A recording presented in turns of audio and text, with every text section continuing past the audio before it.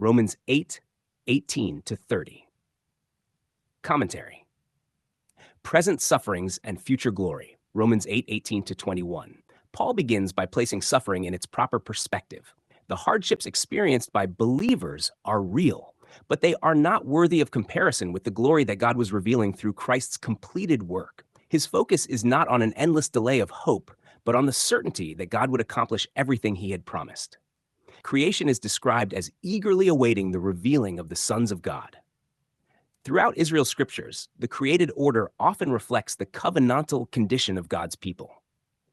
As the old covenant world moved toward its appointed conclusion, creation itself was pictured as longing for the arrival of the new order established by the Messiah.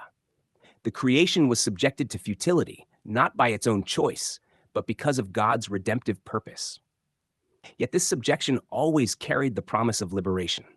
The bondage of corruption would give way to the freedom associated with God's redeemed family. Through Christ's finished work, a new covenant age was established in which righteousness, life, and fellowship with God became permanent realities for his people. The groaning of creation and believers, Romans 8:22-25. Paul says that the whole creation groaned together and suffered birth pains. Birth pains always point toward an approaching conclusion rather than an endless process.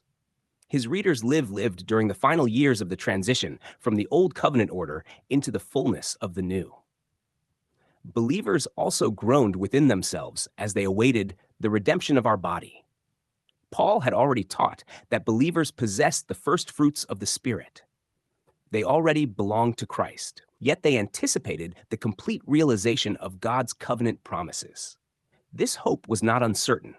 It rested on God's faithfulness to complete everything he had promised. Hope looked forward with confidence because God always fulfills his word. Patience was required because the promises were unfolding according to God's appointed time. The Spirit helps our weakness. Romans 8:26-27. Believers were often unsure how to pray during seasons of persecution, uncertainty, and suffering.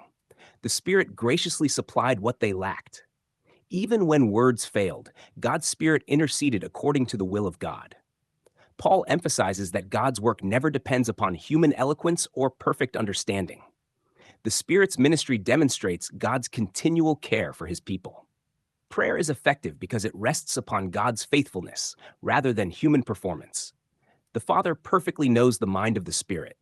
There is complete harmony within God's saving purpose, giving believers confidence that every prayer offered in dependence upon him is heard. All things work together for good. Romans 8:28. This familiar promise is often quoted in isolation, but its context is essential. Paul speaks to those who love God and who have been called according to his purpose.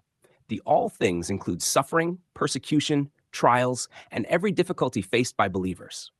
None of these events can frustrate God's redemptive plan. Even circumstances that appear painful are woven into his purpose for his people. This promise does not guarantee an easy life. Instead, it assures believers that God governs every circumstance for their ultimate good according to his eternal purpose. Foreknown, predestined, called, justified, and glorified. Romans 8:29-30. Paul presents an unbroken chain of God's saving work. Those whom God foreknew were also predestined to be conformed to the image of his Son. Those predestined were called. Those called were justified. Those justified were glorified.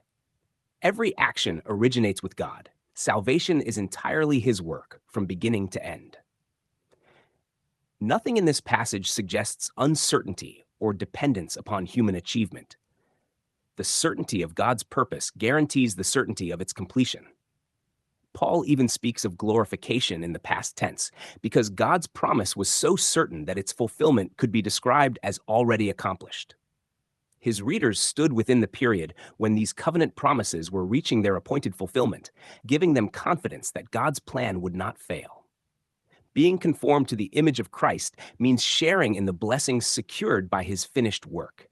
Jesus is the firstborn among many brothers, not merely in priority, but as the one who has established a new family united by grace.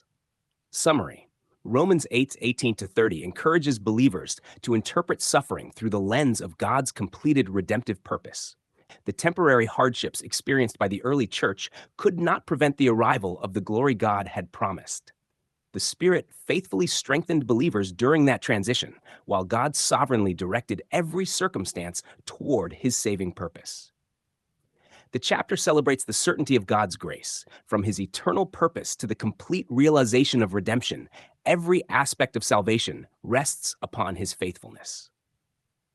Those who belong to Christ can therefore live with confidence, knowing that God's promises have never failed, and that nothing can separate his people from the blessings secured through his Son.